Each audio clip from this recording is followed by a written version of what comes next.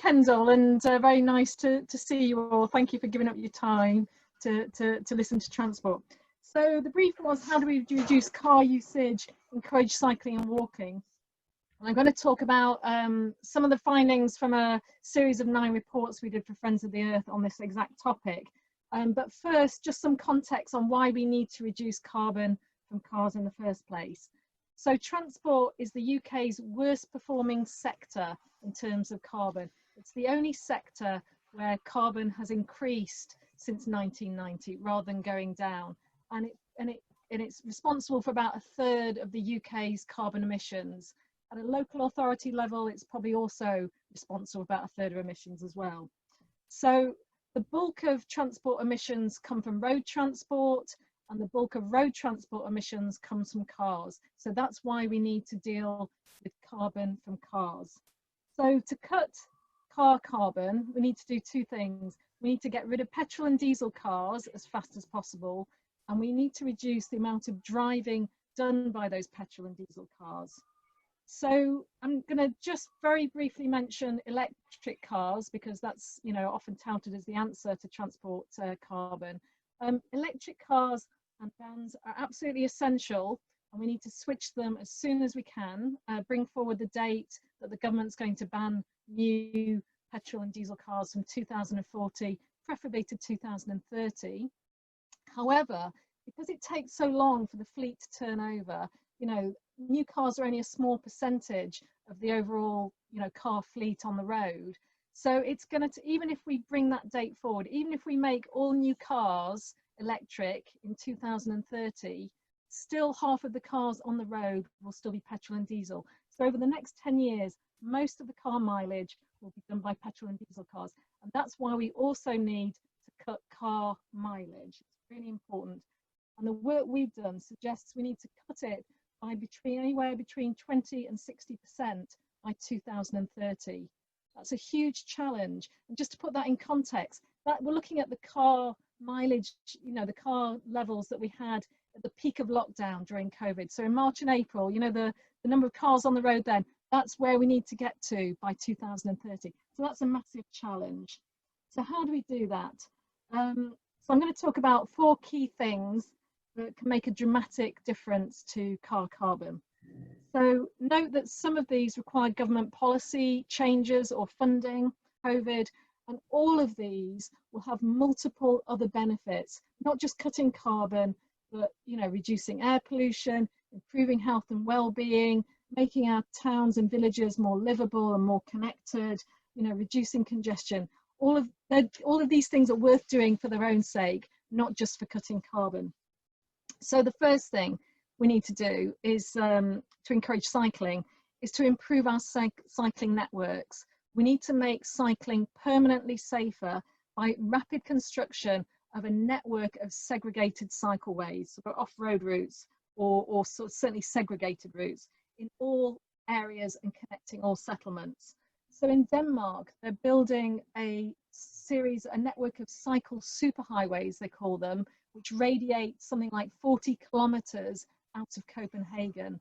And I estimate that's roughly the distance from Kendal to Kirkby Stephen, if anybody wants to go there.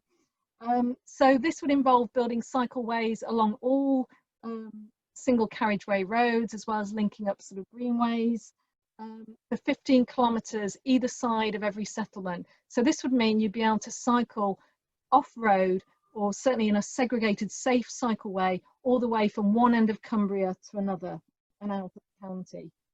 And combined with the use of electric bikes or e-bikes, suddenly hills and distance don't matter. You know, you can cycle with an e-bike up a hill, 20 miles, no problem.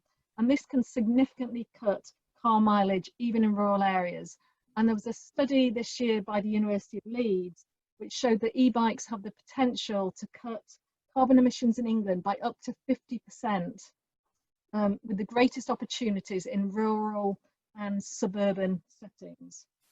So other things that we can do to encourage walking and cycling is to reallocate road space for walking and cycling. I'm not going to go into this, I think Alistair will talk more about this, but you know, building on some of the things that local authorities are doing now to put up temporary measures for COVID to encourage walking and cycling and make it safe. because there's a lot of people that don't have access to a car, they can't afford a car, they can't use a car. We need to make it safe for key workers for COVID, but we need to make it safe for everyone in the long term. So these, the types of things are mini Holland schemes, which are being done in London, where they close streets in neighbourhoods, and also things like school streets, where cars are prohibited from dropping or picking up kids at school times on the roads outside the schools. So that's for walking and cycling. So for public transport, how do we make it more affordable? So we would like to make buses free for everybody, to encourage people back on and to stay on appropriately protected public transport. So local public transport is already free in over 100 places across the world, including Dunkirk in France, which is a sort of large town in France. And they made their buses free in autumn 2018. And 1 year on, bus trips were up 85%. Half of new bus users previously drove, and 1 in 10 new bus users sold their second car. And this was an absolute game changer in a town that was culturally very attached to its car. It was a very working class town. So this would have to be funded by government in the short term, but over the medium term, we think all local authorities should be given the powers to regulate their bus networks. Nowhere in Britain are buses regulated outside London, but this is the norm in Europe and most other countries. At the moment, we've got a privatised free-for-all bus system, and it doesn't work. If we regulated our bus services properly, local transport authorities would be able to specify bus routes, frequencies, ticketing and fares, and ensure that local public transport is properly integrated. So buses link up with other buses and link up with trains and run frequently, and fares are affordable.